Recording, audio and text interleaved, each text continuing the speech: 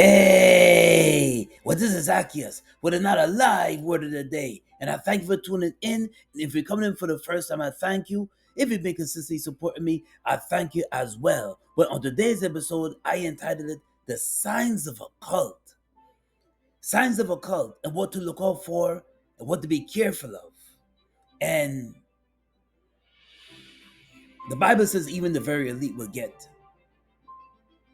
even the very elite will get confused. Even the very elite will be deceived. Now, if the very intelligent or very elite can get deceived by a cult,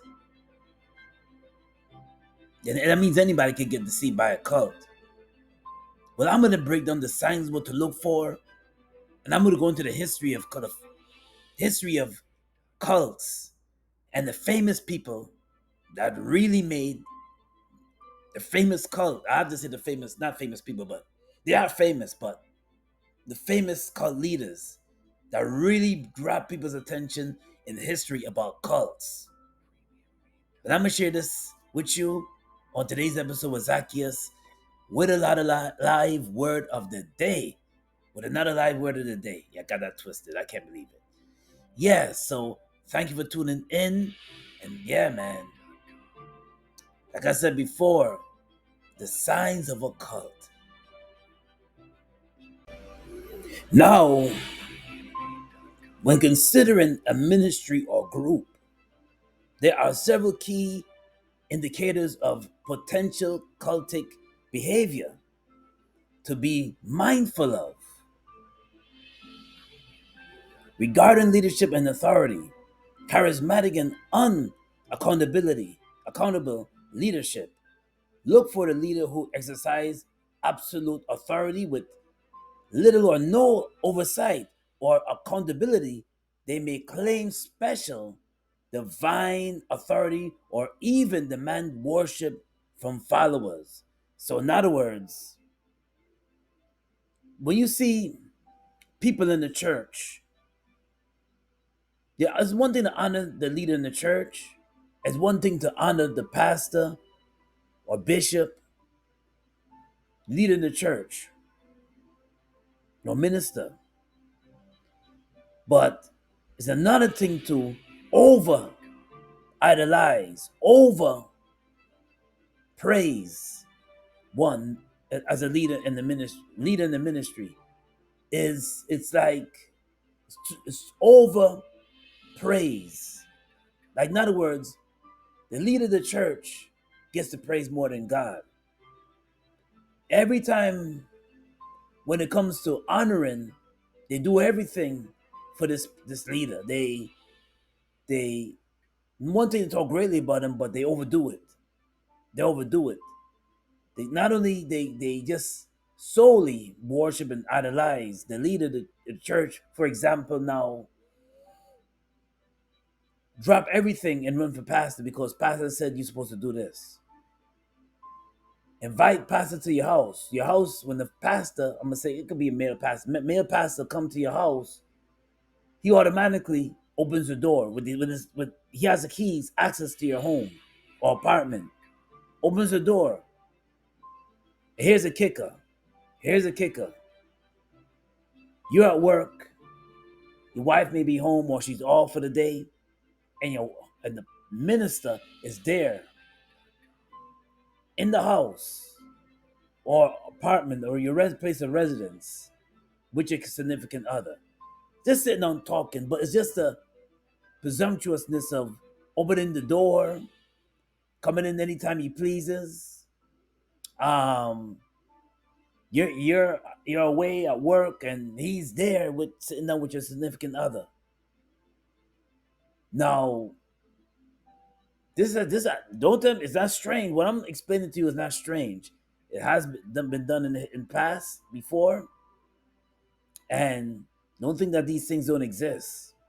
But this is what to look out for: over worshiping the minister. Yesterday in California, the first of dozens of caskets were put beneath the surface of the earth. They are the remains of some of those who died at the Jonestown Commune in Guyana. It is part of the tragic story that even to now is not over. Vern Hawkins has a report. Just before dawn, a van carrying 50 victims arrived at Evergreen Cemetery. Inside, small pine boxes containing 45-inch steel caskets to be placed in cement crypts. These are the bodies of unidentified children. In place of names, just numbers on the boxes. This is the first of 248 unidentified followers to be buried here. Other cemeteries had refused. The containers were moved into the 60 by 80-foot mass grave, which will have a single marker. Relatives came to watch.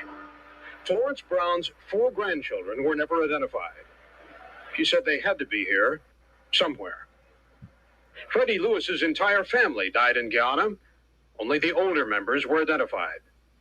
Wife and sister, 2 older daughters. My 2 older daughters are Lisa and Karen. They've been identified already. The other kids hasn't been identified yet. They may be here. They may be here, might be on their way. Who knows? The Council of Churches held brief services. Services they will repeat. 4 more van loads are scheduled here. Spirit of the departed has returned to God, who gave it. Therefore commit the body to the ground, earth to earth, ashes to ashes, and dust to dust. Vern Hawkins in Oakland for the 10 o'clock news. Yesterday, And that's sad. That was, 1978, when in Jonestown, Guyana, Jim Jones, charismatic leader. And I'm gonna have this article I'm gonna share too. Because that was some old news footage in 1978. 900 people lost their lives in Jonestown, Guyana. 900 people left California. And they followed this man, Jim Jones. And this is 1978. There's poor black people, some whites in between, some Hispanics. And Jim Jones, this is how he did it. Now, Jim Jones was for the people. Jim Jones was more like a community leader. He gave you what you want. If you needed it, he gave it to you. Especially if you were part of his ministry, he made sure that you and your family ate. He made sure that if you needed a job, he would supply that job for the man in the family. He made sure that he opened communities that gave out goods like clothing, struggling families, provided food for them. He also,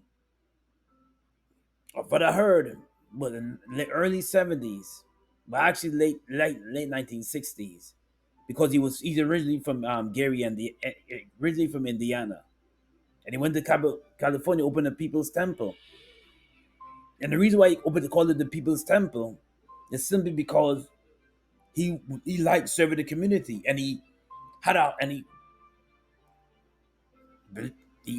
pretended he had a heart for the less fortunate, people that needed help and less fortunate.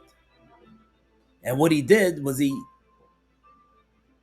played with people's emotions, played with their emotions, got them to join the ministry because, listen, if somebody's helping you out financially, somebody's helping you out to get food, and you're having a tough time feeding your family, yeah, you're going to follow. Yeah. And I'm going to read this caption right here. The leader as an exclusive source of truth. The leader and group's teachings are presented as sole means of knowing truth, are receiving validation while questioning and dependent on, on thought.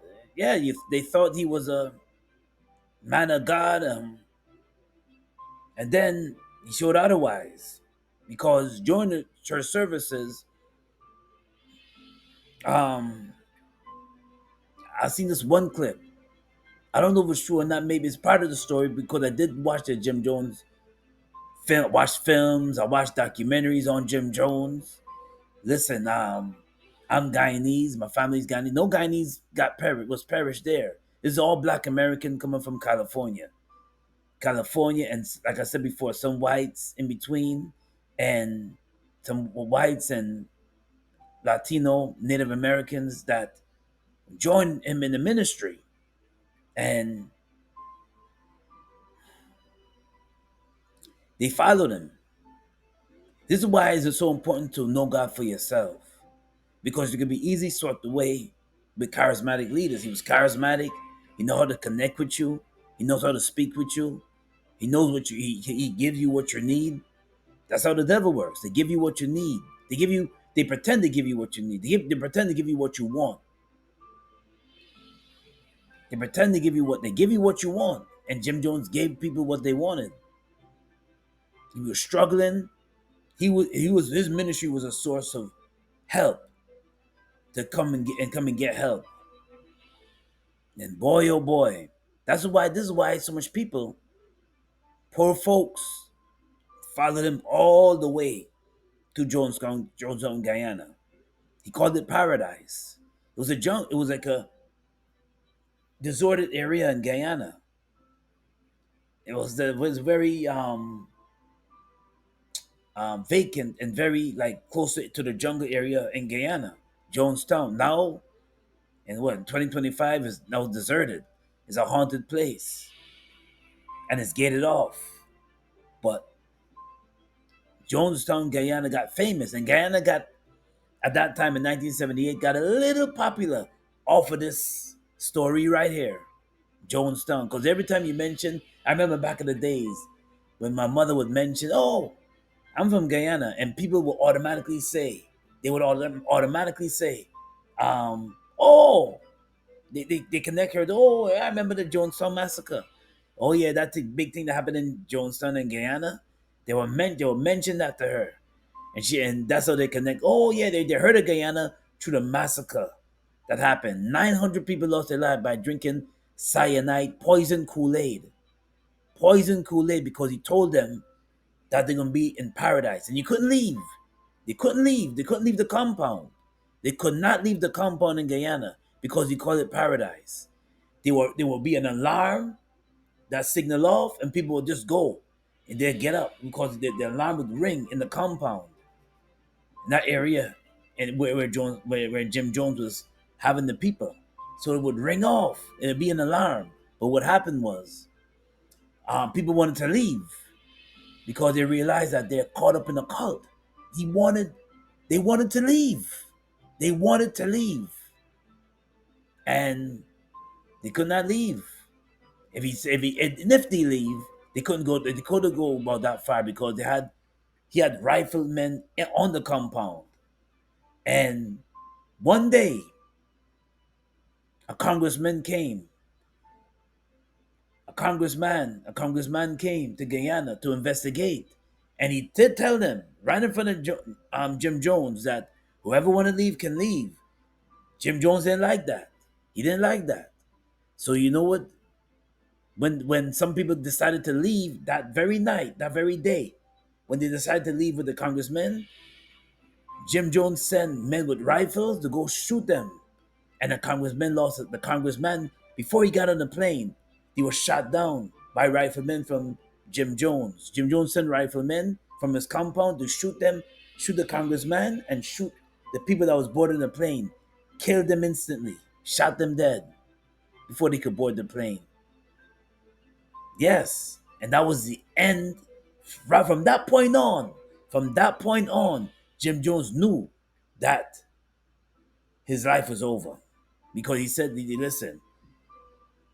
And he told the people, and the people came back. Some of the people that did the shooting, they came back, and he told them that very night.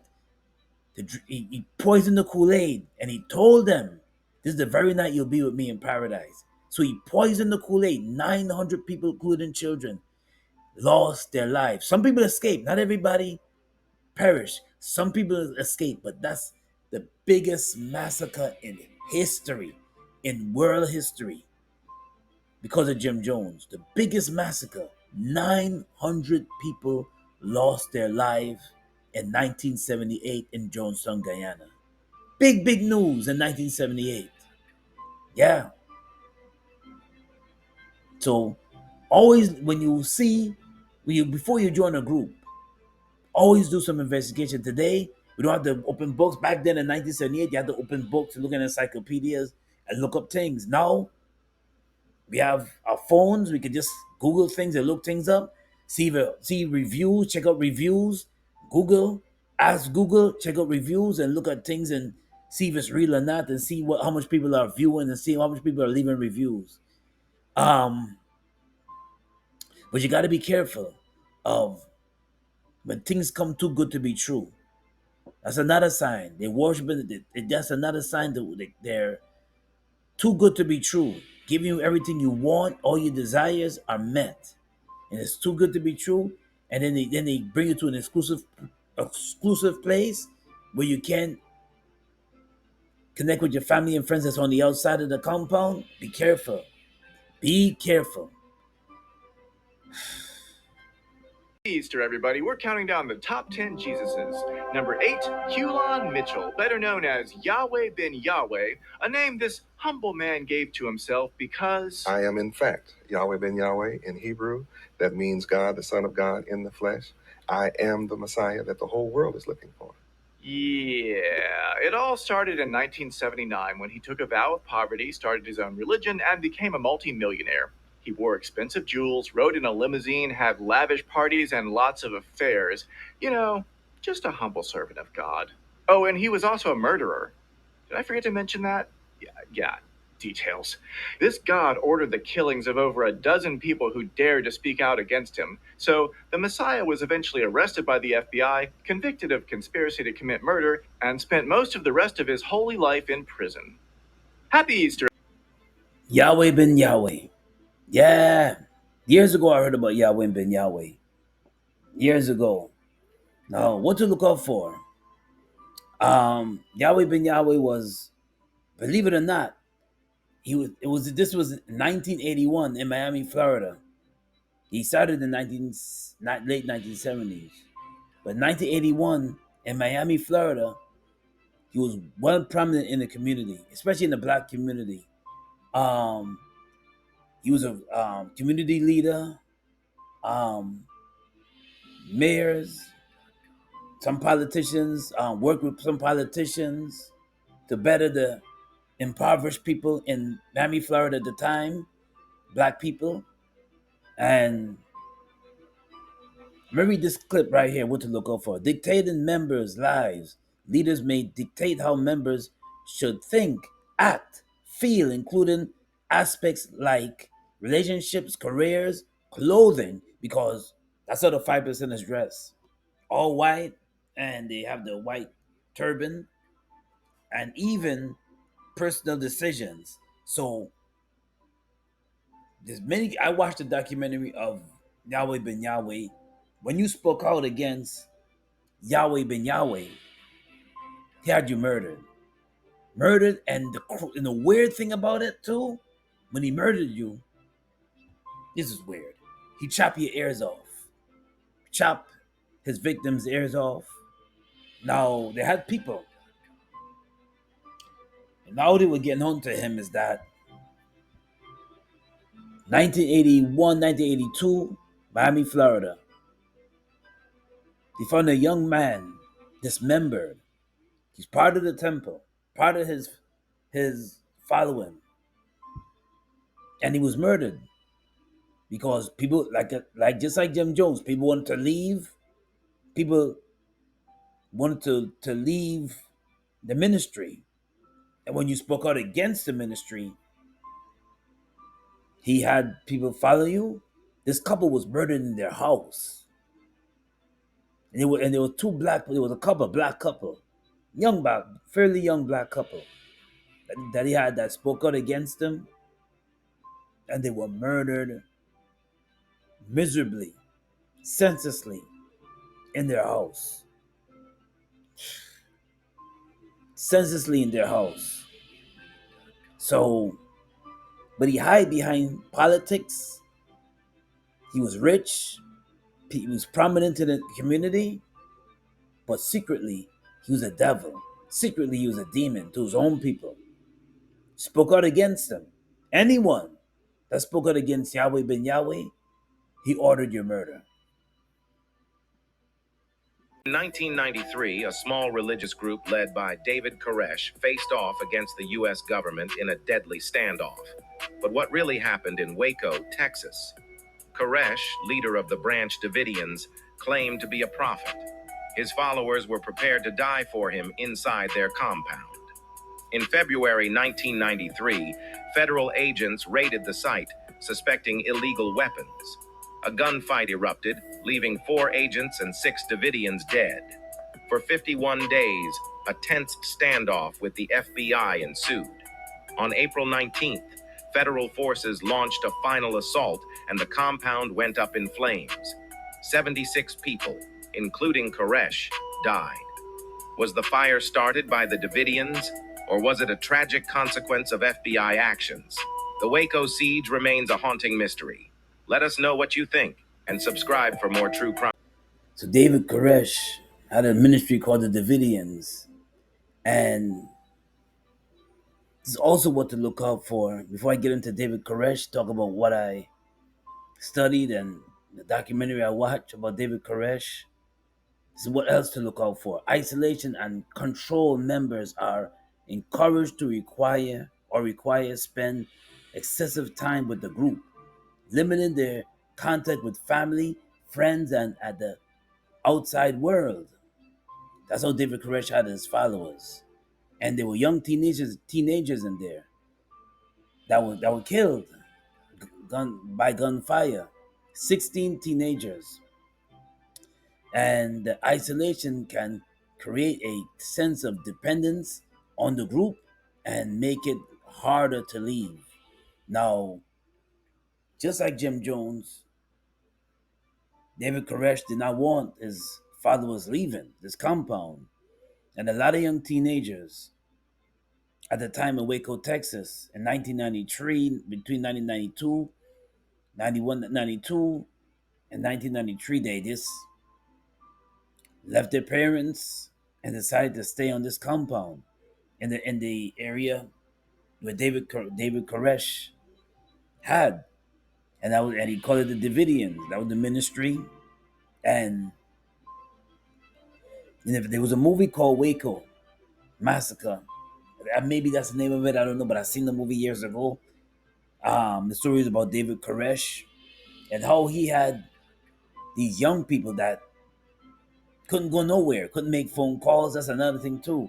When you go in these compounds, you can't talk to your loved ones. You can only talk to your loved ones. They limit how you talk to your loved ones, or you can talk to your loved ones, and somebody else got to be listening on the phone.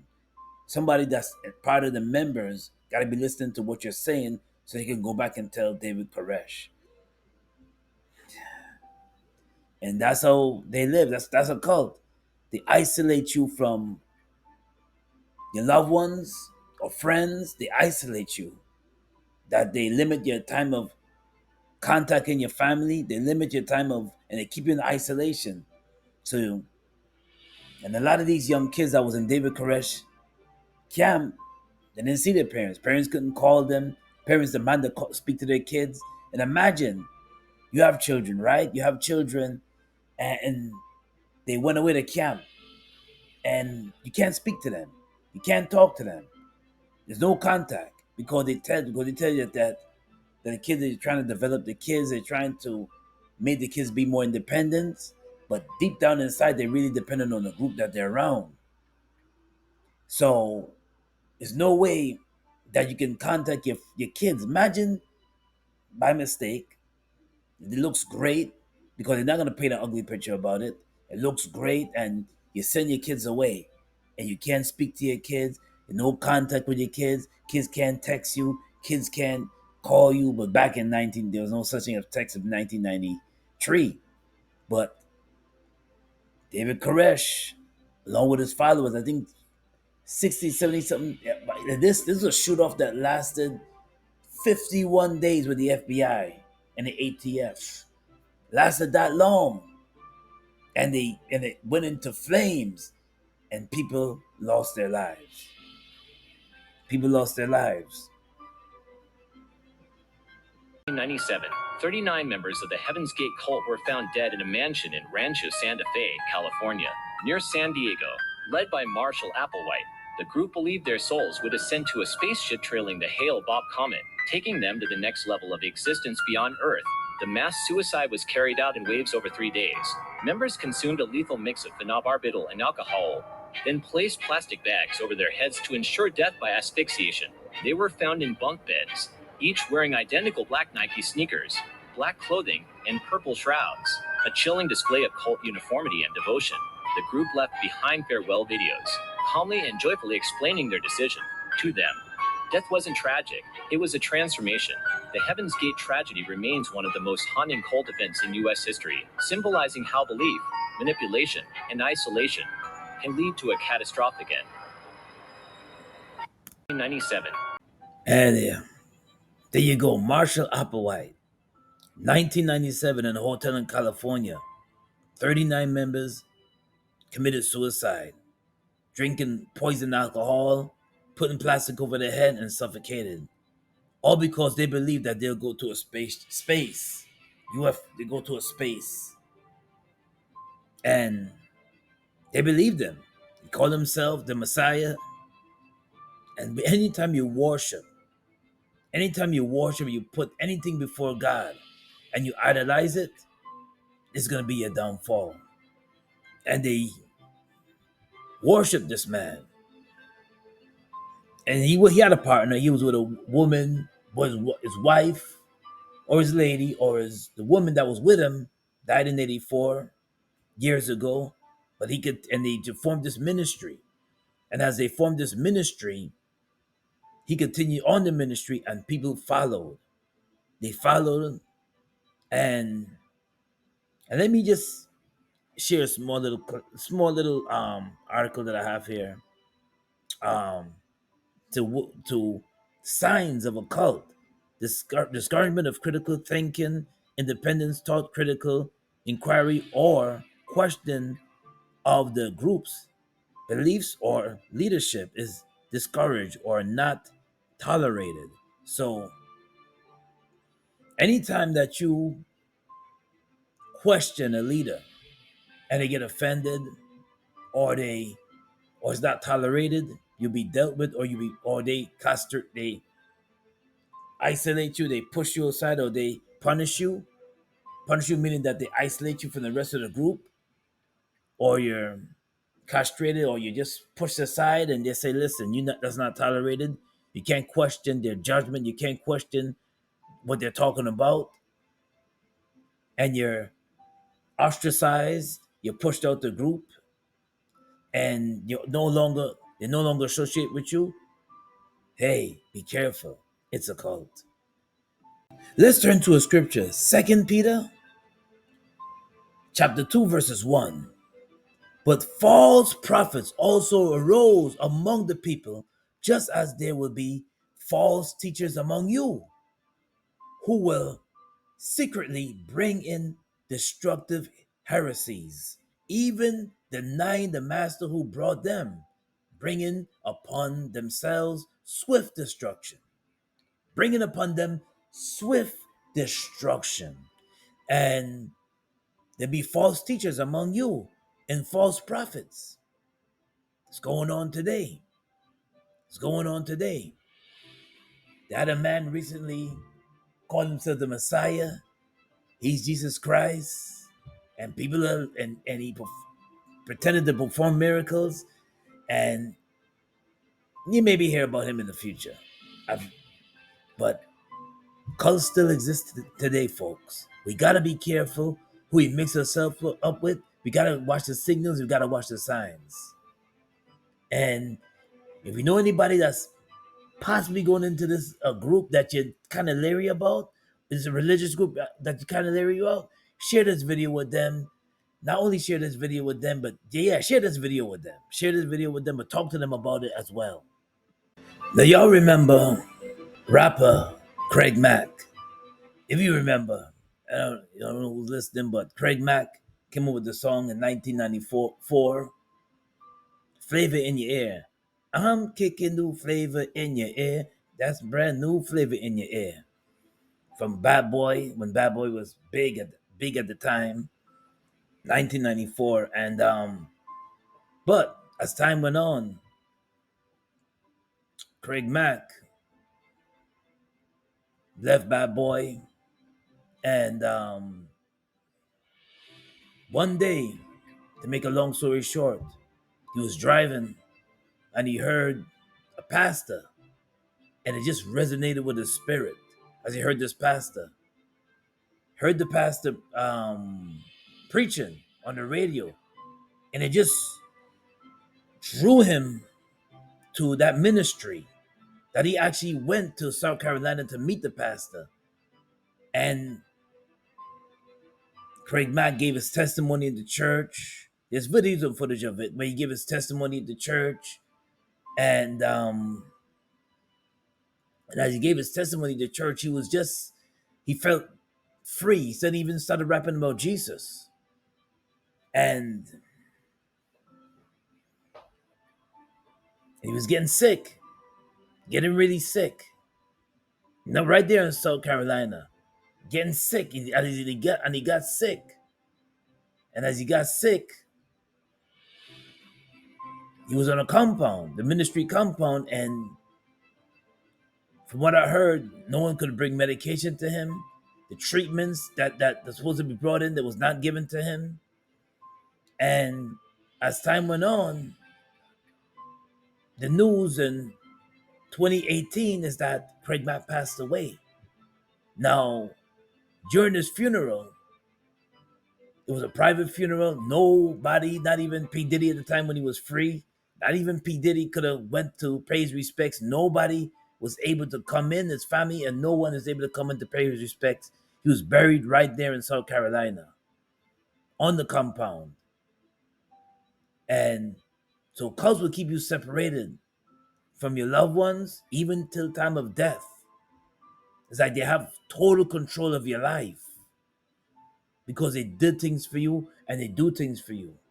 Every time a cult is isolate you from your friends, your family, your love, your friends, your family, people who you normally associate with, they keep you distance. You can't call no one. You can't. They got you locked down. They get you a job. They get you everything that you want, desire. They provided for you, and it sounds so good to be true. And this and that, and it's a cult.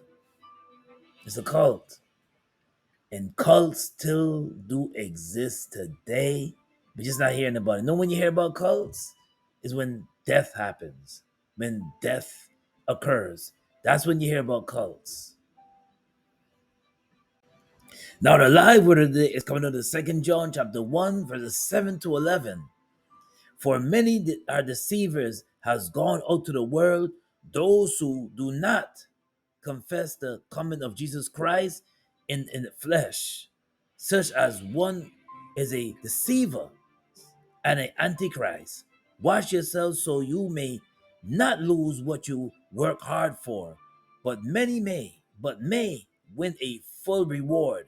Anyone who goes ahead and does not abide in the teachings of Jesus does not have God. Whoever abides in the teachings has both the Father and the Son. If anyone comes to you and does not bring the teachings of the teachings, do not be deceived, and into your house, do not let them come into your house or give them any greetings. For whoever greets him take part in the wicked works. So do not let the wicked person or a person that is a deceiver that comes to claim to come in the name of the Lord, but yet you see that you have cult-like behavior, meaning that they want you to adore them. They want your praise. And They think highly of themselves, and their church is the only church you should go to.